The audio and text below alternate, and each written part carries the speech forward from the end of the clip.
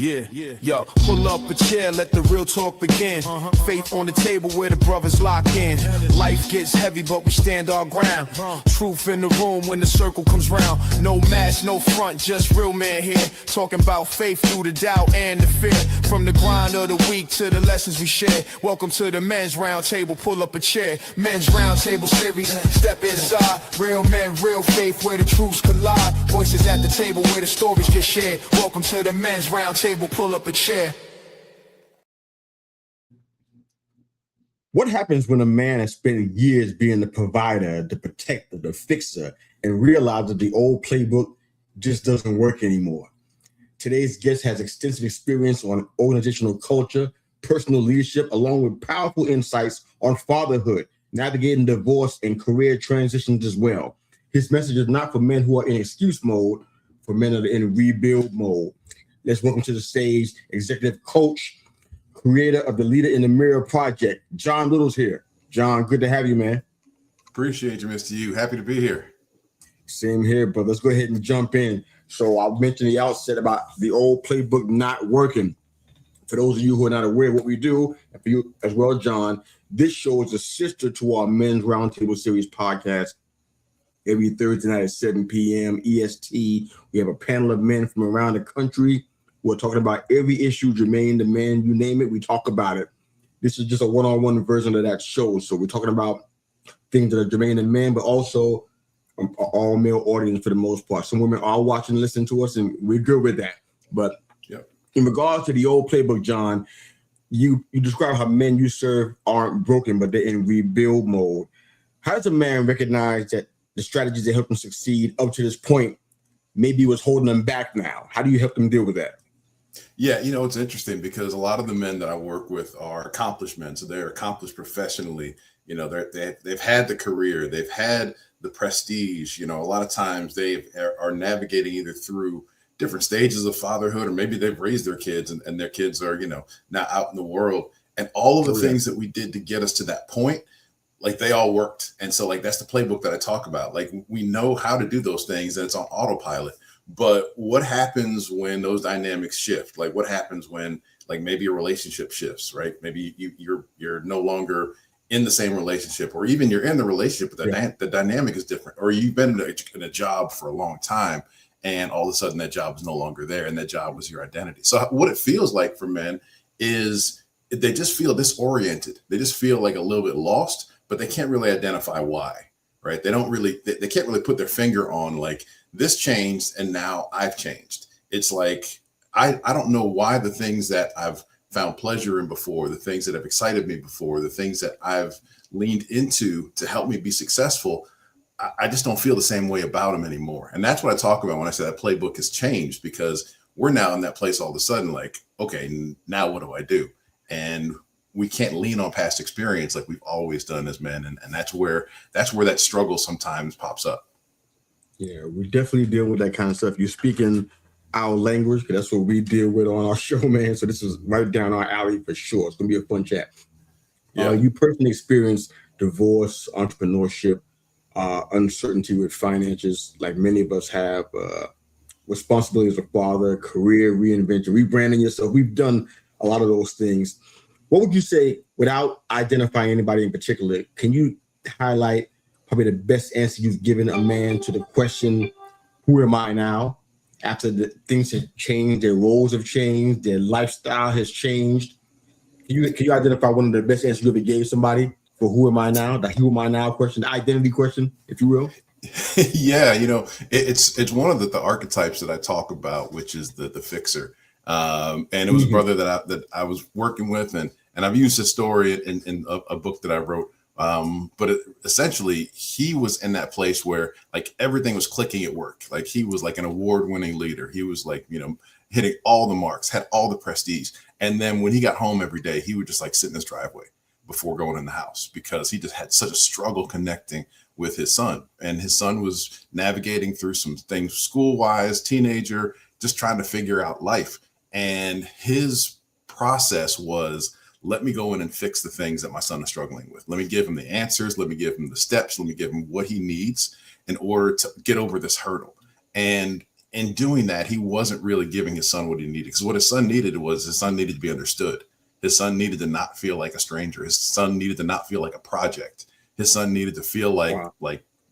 like dad is here with me, not dad is here to give me the instructions. So just helping him see that shift, helping him see, all right, instead of giving the answers, start asking questions. Instead of like showing the path, sit down next to your son as you go down that path together. Like those shifts made all the difference in the world. It didn't mean that everything was perfect going forward from that point. But what it did mean was now he no longer felt like a stranger in his son's life, and his son didn't feel anymore like he was being managed every day. He felt like he actually had a partner. I like it. I love the 7 archetypes you laid out too. You can get into those if you'd like to, if you think we can do it in a fair amount of time. But one of the things I think is a challenge and a theme that we talk about a lot in our broadcasting is strength becoming a trap. Mm-hmm. And I want to hear your thoughts on that, along with the piece of, people who are in the situations like the men that we're talking about that realize that they have to now try to almost escape the identity they spend so much time building and kind of rebuild themselves all over again, which is strange and daunting, probably scary for a lot of men. So you can speak to one or both of those. We can speak to the archetypes. Yeah. Go ahead. Be free with it, man. Go ahead. I love how you say strength is a trap, because that is often what hits us. And, most of the men that I work with are in that age range of 45 and above. So, late stage millennial, Gen X. And I got a little wisdom down here. So that tells a little bit about my age. But the way that I was raised, and many men my age, my generation, like I always joke, we were raised playing on broken glass and drinking hose water. Like that's how we grew up. You're right. That's exactly what it was. And it didn't do nothing to us. It didn't hurt. Right. It didn't do anything to us. But here, and that served us so well as we became accomplished through our life, like that grit, that determination, that we'll figure it out. But where strength becomes a trap, as you said, and I love how you phrase that, is we also weren't taught the other side of that. So we weren't taught vulnerability. We weren't taught to say, I need help. We weren't taught to say, I don't have the answers. We weren't taught to. We were taught that those things were weakness. We weren't taught to get in touch with our EQ, our emotional intelligence, because emotions weren't something that had anything to do with anything, right? So in the work that I do is I really help men recognize, hey, that's okay. And that's what you really need to lean into now.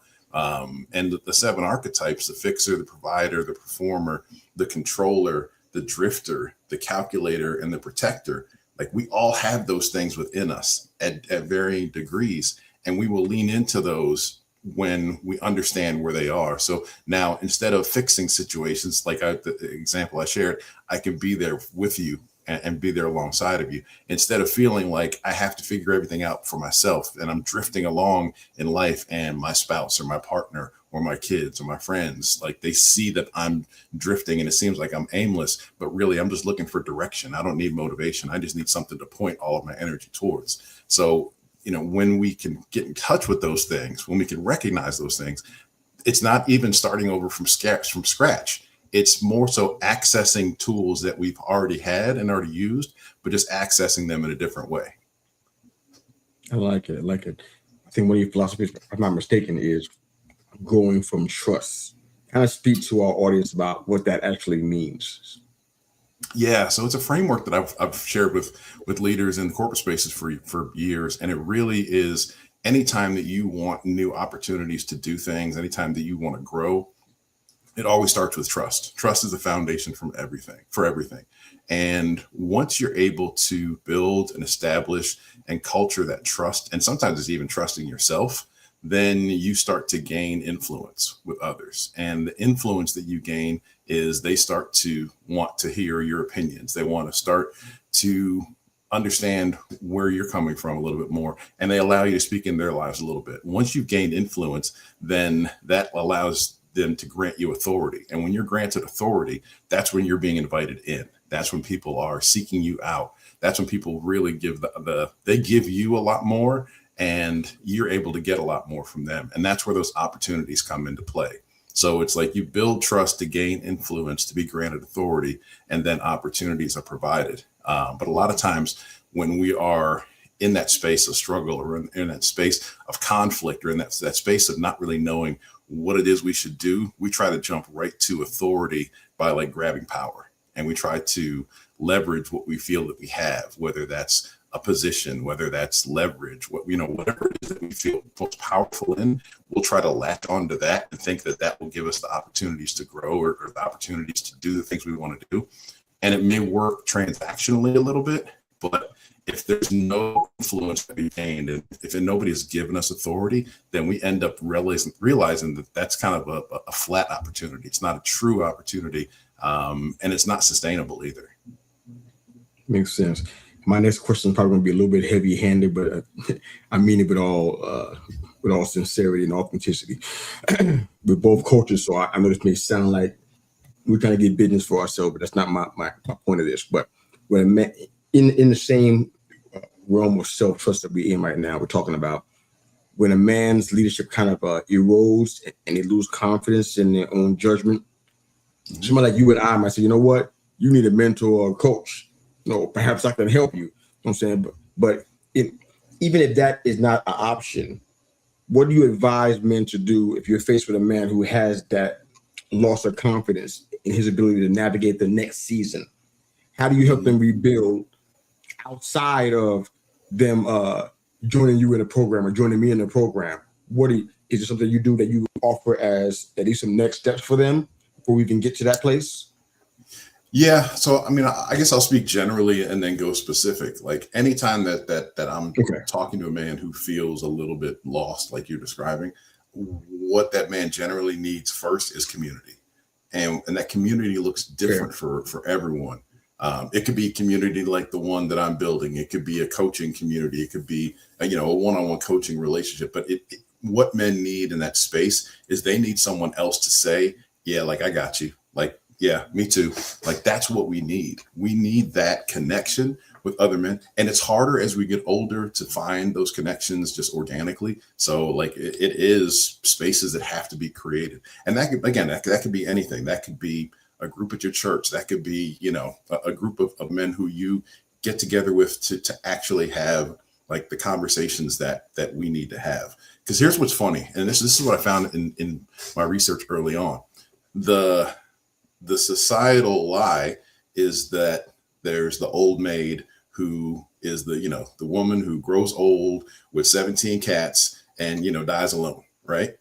That's not reality. Reality is more men die alone and are found alone than women by a significant number because women find community. Think about it. Book clubs, tea parties, brunches, right? Those are communities that they find, and they find those communities and they stay connected to those communities for life. Men don't do that. Like once our knees and our ankles give out, like, we're no longer going to the basketball court. So we don't have those connections. If we don't do something like golf, then we don't go to a golf course. We don't have that connection. Men don't seek those things out. And so that's why it's so important for those communities to be created, to be cultivated. But if a man isn't finding that, it's find your community, find the people that are your people and connect with them. Yeah, great segue into my next question, John. On the MRTS, we talk a lot about the pressure that men carry around silently. They don't talk about it. They don't share it.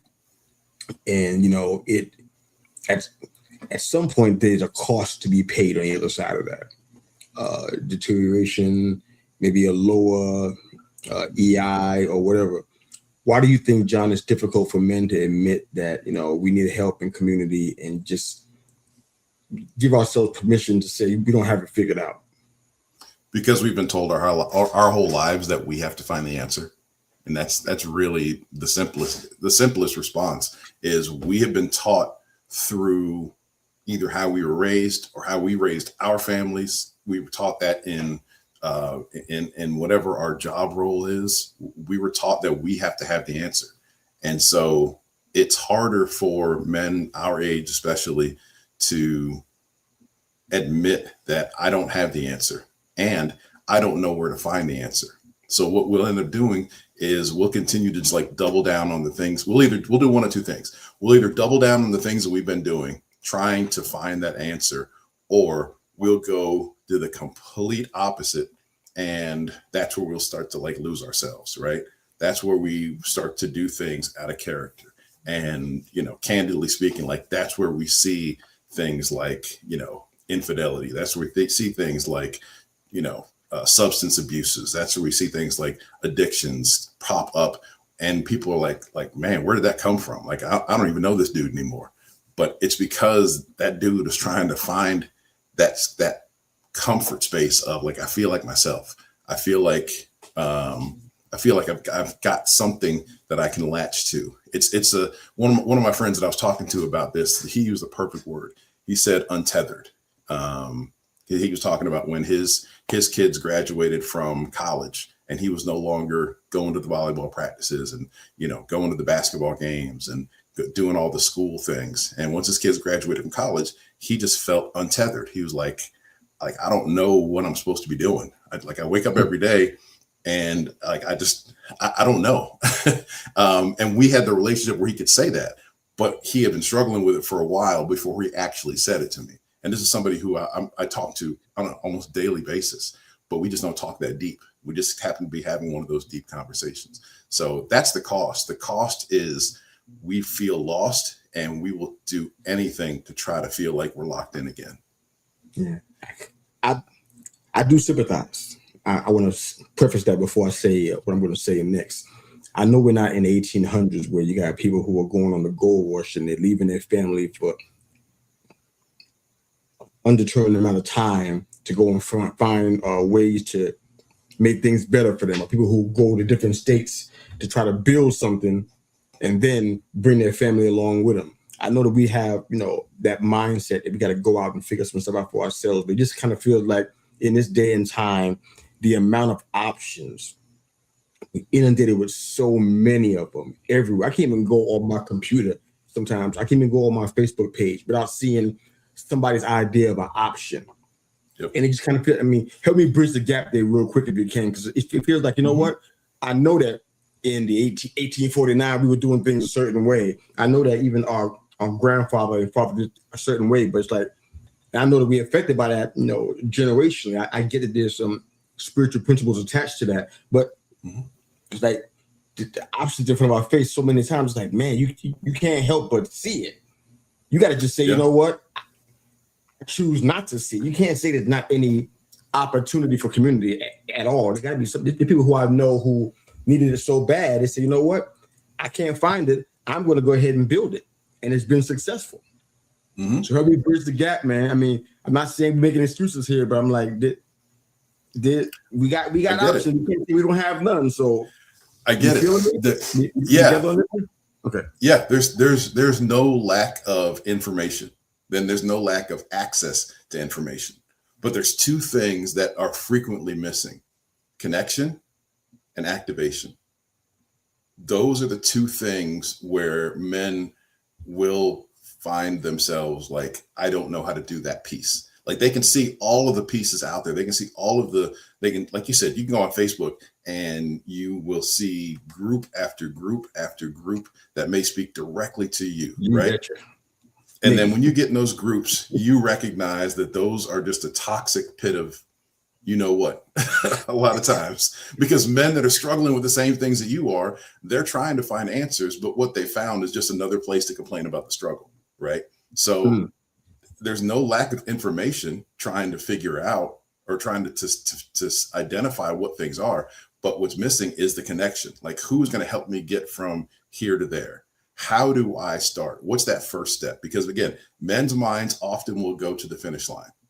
Is like, I want to get to the result, but what is often missing is the activation. And a lot of times that activation is talking to someone like you and saying, help me see the path. Like, give me the breadcrumbs, help me see what I'm not seeing, like, and activate my mind, activate my steps, activate my process, activate my connection with others who are doing this. So I don't feel like I have to figure it out on my own, because by the time we get to a certain age, I mean, you know, again, I got some wisdom down here. I turned 56 later this month.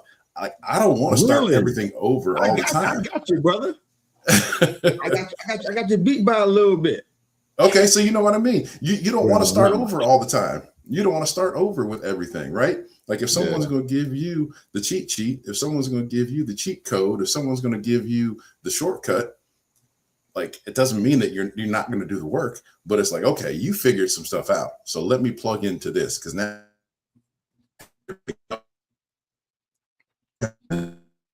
Uh-oh. You're froze above me. Can you still hear me? Yeah. This conversation is too good to end like this, man. I know. You still have me? Yeah, okay. Yeah. All right. Yeah. Oh my goodness, man. No, we can't. This is too good. All right. We're overloading this. You got me by 2 months. That's the correct thing. In 2 months, I'll be where you're going to be. Okay. We always end this show by doing, well, both of our shows by doing what I call a mirror check question. We have your website up on the screen for those that are watching us. If you're listening, it's in the show notes. It's also in the comment section and on the screen if you're watching the video replay of the episode. All right, so I want to put the entire philosophy that you created into one question. A man's looking in the mirror, John. He's realized that, you know what, the life that I built isn't a bad life. I'm not sure it's the one that fits the man that I'm becoming. What's next for that man? What do you tell that man about rebuilding his identity, his leadership, ultimately his purpose? What do you say to that man? What does he do next?